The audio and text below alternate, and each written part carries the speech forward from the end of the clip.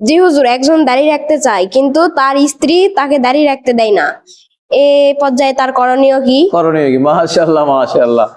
আমাদের ক্লাসের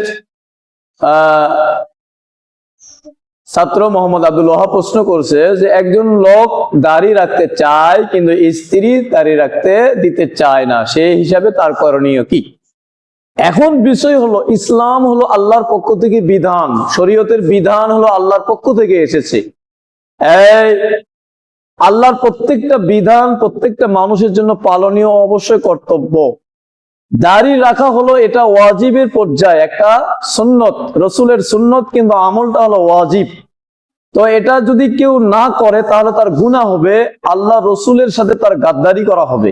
এই জন্য শুধুমাত্র বইয়ের খুশির জন্য দাড়ি কাটা বা দাড়ি চাঁচা এটা জায়েজ নাই।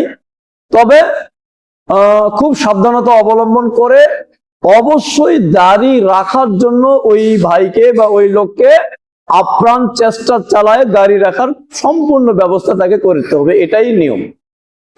এতে যদি তার স্ত্রী তার উপর রাগও হয় সেক্ষেত্রেও তার কোনো সমস্যা নেই, দাড়ি রাখাটাই তার জন্য জরুরি। বসেন।